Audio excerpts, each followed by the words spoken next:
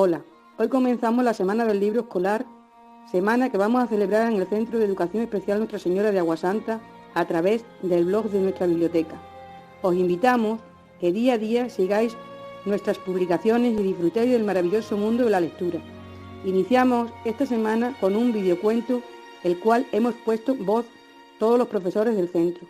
¿Recordáis el cuento elaborado todos en el cole El Librarium por cada una de las etapas de la historia? Pues este es el resultado. Esperemos que os guste.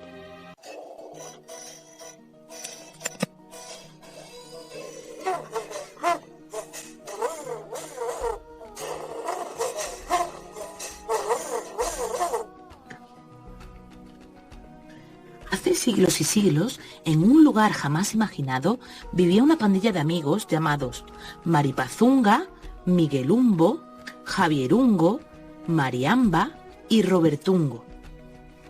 Eran muy diferentes en cuanto a edad y a forma de ser, pero a todos les encantaba salir al campo e investigar y poner nombre a cada cosa que encontraban y que jamás antes la habían visto. Un día se encontraron una cueva bastante oscura y probablemente deshabitada. Lo que ninguno se imaginó es que dentro de ella hubiese algo tan maravilloso como lo que vieron en aquel momento. Justo a la entrada pudieron observar unas líneas trazadas en las paredes. Estas líneas tenían un significado. Juntas formaban palabras que llevaban a un lugar muy especial. Solo tenían que descifrar el mensaje para encontrar el sitio. Mariamba y Robertungo reconocieron esas letras. Unos meses atrás conocieron a unos chicos de una tribu desconocida que les enseñaron esa escritura tan peculiar. Una vez descifrado el mensaje de la cueva, se pusieron en marcha para conocer ese lugar tan especial que les esperaba. Los chicos de la tribu que le enseñaron la escritura fueron unos celtas muy amigables que habitaban en un castro llamado Ebodosté. Eran 3 guerreros celtas llamados Victorianis, Marianis y el druida Jesúsis. El mensaje decía que tenían que seguir unas pistas para llegar a un lugar mágico, no sin antes descifrar cuántos mensajes contenían esas pistas. Pero ahora, conociendo la escritura, todo era más fácil. Al poco de su andadura, conocieron a otros chicos. Estos iban ataviados con unos ropajes muy característicos. ¿Quiénes eran? Entre los siglos 776 a.C. y el 392 después de Cristo, vivieron en la antigua Grecia unos fantásticos atletas llamados Álvaro, Juan José, Irene, Adolfo, Andrea y Rubén. Estos atletas se preparaban día tras día para unas actividades deportivas en honor al dios Zeus, que se llevaban a cabo cada 4 años en la ciudad Olimpia. De ahí, como puede suponer, viene el nombre de Juegos Olímpicos. Estos 6 fantásticos deportistas, gracias a su preparación, esfuerzo y constancia, consiguieron vencer en las diferentes competiciones en las que participaron, como fueron las carreras, lanzamientos de discos y jabalina, carreras de caballos, saltos de longitud, lucha y competiciones de danza, recibiendo como premio una corona de olivo. ¡Bravo por estos 6 grandes deportistas!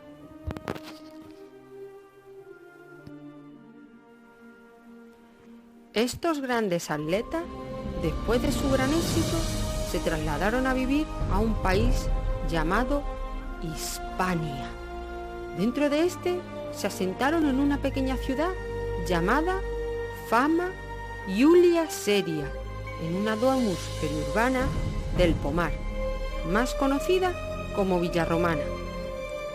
Tras un periodo de descanso, Irene, Andrea, Álvaro, Juan José, Adolfo y Rubén decidieron ayudar a construir las grandes obras de ingeniería y arquitectura de su época romana.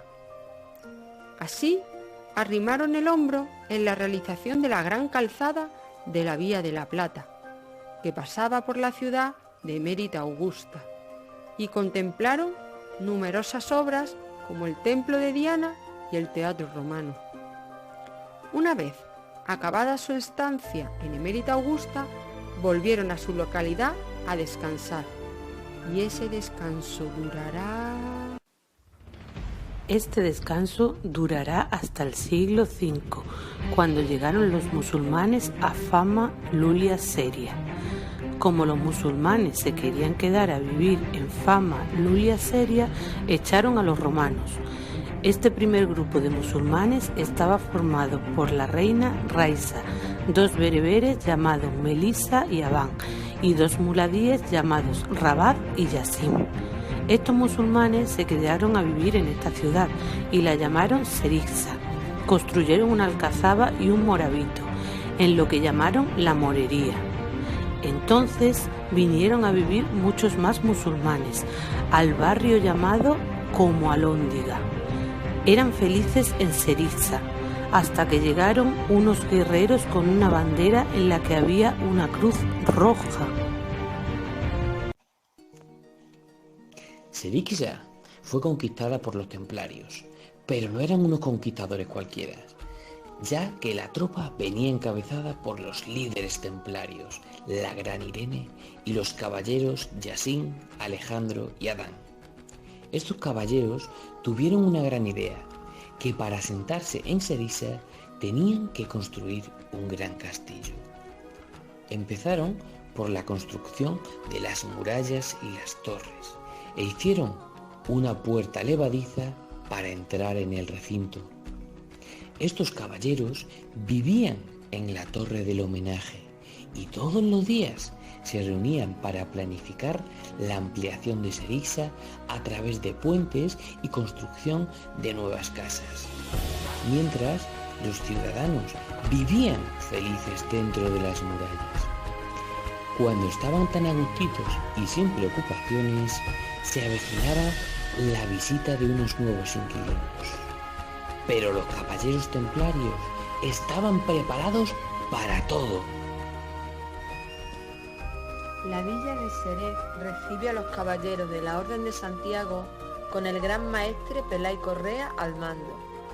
La misión de estos caballeros era defender y acompañar a los peregrinos del Camino de Santiago, entre ellos a Cristina, Juan Manuel y Alejandro. Además, luchaban para expulsar a los musulmanes y reconquistar el territorio. Los santiaguistas hicieron algunas reformas en la alcazaba y la fijaron como su residencia. Desde ese maravilloso enclave soñaron y planificaron con enriquecer la villa con la creación de distintos monumentos, como la iglesia de San Miguel o la ermita de Santiago, que iluminaron para siempre la localidad. A partir de aquí seremos testigos de un viaje sorprendente. Después de tanto y tanto trabajar, 5 obreros de la iglesia de San Miguel, llamados Jairo, Aarón, Manuel, Lourdes y Marta, hartos de cargar con tantas piedras y de trabajar de sol a sol, decidieron emprender un viaje. Estaban seguros que se convertirían en grandes descubridores, como muchos otros extremeños. Para poder hacer el viaje, tuvieron que pedir permiso al mismísimo rey. Este, después de meditarlo durante unos días, les concedió el permiso, con la condición de que antes de partir tendrían que visitar a Vasco Núñez de Balboa, el cual ya había hecho un gran viaje, en el que había descubierto nada más y nada menos que el Océano Pacífico. Vasco Núñez de Balboa vivía en la calle Oliva, muy cerquita de la iglesia de San Miguel, donde los 5 chicos trabajaban. Así que un día, después de trabajar, fueron a verlo. Los 5 quedaron prendados de todo lo que sabía y los buenos consejos que les dio. Con todo preparado, Jairo, Aarón, Marta, Lourdes y Manuel viajaron hasta Cádiz para coger el navío. Allí se encontraron con muchos más aventureros. Viajaron durante semanas, las cuales fueron muy duras, pues pasaron por grandes tormentas. Cuando por fin vieron tierra, se dieron cuenta que algo les pasaba. Se sentían raros y veían cosas que nunca habían visto. Habían viajado en el tiempo. Al desembarcar, vieron que las personas vestían diferente a ellos. Iban montados en unos artefactos con 4 ruedas que iban a gran velocidad. Por el cielo volaban objetos extraños de tamaño considerable.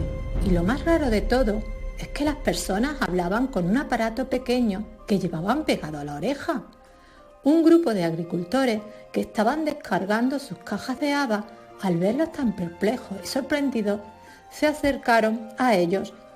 Después de informarse del porqué de sus caras, intentaron ponerles al día de todos los grandes cambios que había ocurrido durante su viaje por mar. En ese momento, todos los agricultores se pusieron a hablar a la vez, pero era imposible entenderlo, hasta que una agricultora los mandó callar y pausadamente les explicó que estaban en una época de grandes cambios, tanto a nivel social como tecnológico, conocida como la Edad Contemporánea, comprendida entre 1789 hasta el presente. Pero, ¿qué había ocurrido en esa época para ser conocida así? La agricultora llamada María y los agricultores David, Quique, Antonio, Paco e Ismael siguieron explicando a los recién desembarcados los maravillosos avances e innovaciones que se habían producido en el mundo agrícola desde la famosa revolución industrial a inicios de la actual edad contemporánea. Por ejemplo, como buenos jerezanos, sabían que a su querida Jerez de los Caballeros habían llegado aperos y maquinarias tan útiles como el arado de reja de hierro fundido, trilladoras, rastrilladoras, cultivadores, segadoras, etc. Más tarde, a mediados del siglo XIX, se empezaron a usar los primeros invernaderos. Además, les contaron que hubo otra gran revolución ya en pleno siglo XX, concretamente entre 1960 y 1980, llamada Revolución Verde, que significó un aumento exponencial en la producción de alimentos gracias a mejoras tan importantes como la siembra de variedades de cereales más resistentes a los climas extremos y a las plagas, el uso de fertilizantes y plaguicidas químicos y el inicio del riego por goteo moderno. Todo esto fue decisivo para poder alimentar a una población mundial cada vez mayor y para mejorar enormemente la calidad de vida de las personas, ya que agricultores como María, David, Quique, Ismael, Paco y Antonio ya no tenían que hacer grandes esfuerzos físicos como en edades anteriores. Aconsejados por estos 6 entusiastas agricultores, nuestros viajeros del tiempo partieron rumbo al encuentro con 3 famosos jardineros para poder seguir disfrutando con deslumbrantes modernidades. Lo que nadie podía imaginar es que al haber mejorado tanto la agricultura y haberse descubierto máquinas que hacían cantidad de tareas por nosotros, aumentó muchísimo la contaminación durante esta edad contemporánea. La gente se fue a vivir a las ciudades, que se volvieron lugares tristes y sucios. Fue entonces cuando 3 humildes jardineros tuvieron una brillante idea para ayudar a la gente y aliviar su desesperanza. Fernando de Laurel, José Madroño y Bárbara de Azucenas decidieron hablar con los jefes de las ciudades y les explicaron su brillante idea. Crear enormes jardines no solo para los ricos y los jefes, sino para todas las personas. Jardines que hicieran recordar a la gente de dónde venían cuando aún no existían las ciudades. Quizás de esa manera las personas volverían a sonreír. Los jefes quedaron maravillados con la idea y llamaron a todos los jardineros disponibles para ponerlos a las órdenes de Fernando de Laurel, José Madroño y Bárbara de Azucenas. Tras pocos meses de trabajo, los jardines diseñados por ellos se convirtieron en lugares mágicos en el centro de las tristes ciudades. Al parecer, nuestros humildes jardineros tenían poderes ocultos. Tenían el poder de hacer crecer las plantas a toda velocidad. Sus jardines no solo limpiaron el aire de las ciudades, sino que además devolvieron la esperanza y la alegría a todo el mundo. Al entrar en estos mágicos jardines, la gente olvidaba sus problemas.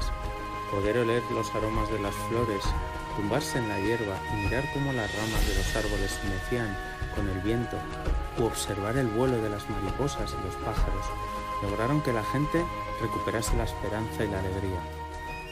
Fue entonces cuando los 3 humildes jardineros, satisfechos con su labor, decidieron volver al lugar donde habían conseguido sus poderes, una misteriosa y oscura cueva con extrañas inscripciones. Esta misteriosa cueva estaba en un edificio con muchas ventanas en las que los habitantes casi no se conocían y que tuvieron que resguardarse por múltiples acontecimientos, guerras, enfermedades. Uno de los confinamientos fue debido a la llegada de un virus que viajó por todo el mundo. Los niños y niñas dejaron de ir al colegio porque los cerraron. No podían ir al parque, ni tan siquiera ir a ver a sus abuelos ni demás familia. A pesar de todos los avances que tenían en esa época, ese maldito virus llegó a muchas casas y enfermó a la gente. Pero lo que este virus les dio fue el tesoro más preciado y que tanto ansiaban en los momentos de normalidad, el tiempo. Tuvieron tiempo para jugar, leer, hacer tareas en común, hacer manualidades que tanto les gustaban, cocinar, conocerse y disfrutar todos los que vivían en la cueva. Se dieron cuenta de la generosidad de los otros vecinos y de la felicidad por estar todos juntos. Uno de esos días en los que permanecían en sus casas, la familia Aguasantas abrió la ventana de internet y se asomó para conocer todas las épocas remotas y estudió cómo vivieron sus antepasados, los que vivían en una cueva con pinturas en las paredes, la llegada de los celtas guerreros, cómo practicaban deportes los griegos, las costumbres de cuando vivieron en Emérita Augusta y cómo después fueron expulsados por los musulmanes. Más tarde llegaron 2 órdenes, la de los templarios y la de Santiago, que dejaron muchos edificios que hoy en día tienen en sus alrededores. Otros antepasados fueron más valientes y arriesgados y se fueron a conocer otros mundos. Así, hasta llegar a los acontecimientos más recientes, algunos conocidos porque se los contaban los abuelos a los niños y las niñas de Aguasantas. Y colorín colorado, el poder de la imaginación ha terminado.